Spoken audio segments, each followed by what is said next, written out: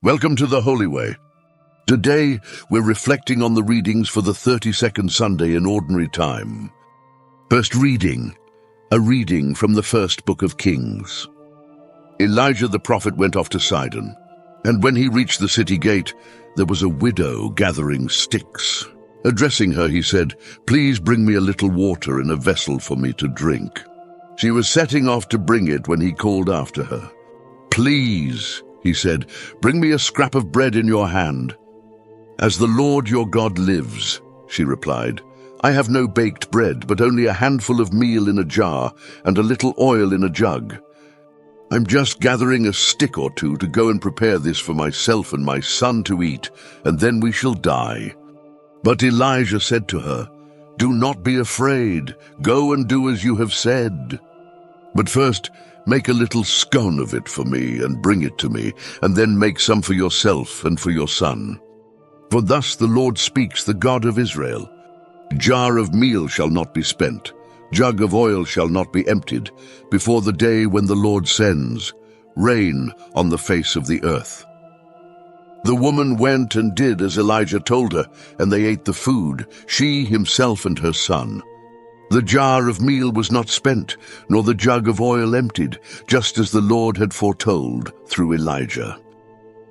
The word of the Lord. Responsorial Psalm. My soul, give praise to the Lord. It is the Lord who keeps faith forever, who is just to those who are oppressed. It is he who gives bread to the hungry, the Lord who sets prisoners free. My soul, give praise to the Lord. It is the Lord who gives sight to the blind, who raises up those who are bowed down.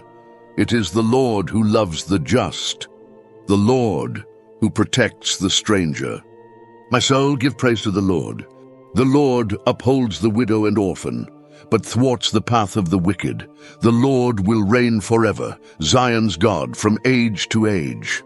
My soul, give praise to the Lord. Second reading, a reading from the letter to the Hebrews. It is not as though Christ had entered a man-made sanctuary, which was only modeled on the real one, but it was heaven itself, so that he could appear in the actual presence of God on our behalf. And he does not have to offer himself again and again, like the high priest going into the sanctuary year after year with the blood that is not his own, or else he would have had to suffer over and over again since the world began. Instead of that, he has made his appearance once and for all, now at the end of the last age, to do away with sin by sacrificing himself. Since men only die once, and after that comes judgment, so Christ too offers himself only once to take the faults of many on himself. And when he appears a second time, it will not be to deal with sin, but to reward with salvation those who are waiting for him. The word of the Lord. Gospel, a reading from the Gospel according to St. Mark. In his teaching, Jesus said, "Beware of the scribes who like to walk about in long robes, to be greeted obsequiously in the market squares, to take the front seats in the synagogues and the places of honor at banquets. These are the men who swallow the property of widows while making a show of lengthy prayers. The more severe will be the sentence they receive." He sat down opposite the treasury and watched the people putting money into the treasury, and many of the rich put in a great deal. A poor widow came and put in 2 small coins, the equivalent of a penny. Then he called his disciples and said to them, "I tell you solemnly, this poor widow has put more in than all who have contributed to the treasury. For they have all put in money they had over, but she, from the little she had, has put in everything she possessed, all she had to live on." The Gospel of the Lord.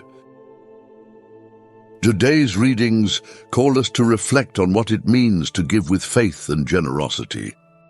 Both the widow of Zarephath and the widow in the Gospel display a profound trust in God, giving all they have, even in their poverty.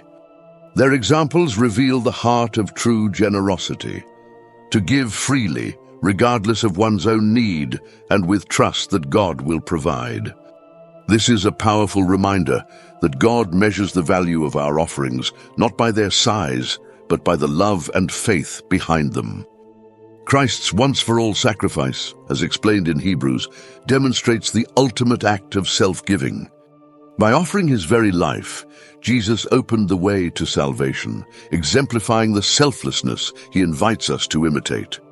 Just as he gave without holding back, we too are called to give of ourselves, our time, love, and resources, entrusting our needs to God's care. As we meditate today, let us consider how we can live this message in our own lives. Are we willing to give of ourselves as these widows did? Are there areas in which we might hold back out of fear or self-interest? Today's readings encourage us to let go, trust in God's faithfulness, and give joyfully from the heart. Thank you for joining us today on the Holy Way. If you found this reflection meaningful, please like the video and subscribe to our channel for more daily readings and reflections. Share your prayer intentions in the comments below so that our community can keep you in their prayers. Stay blessed.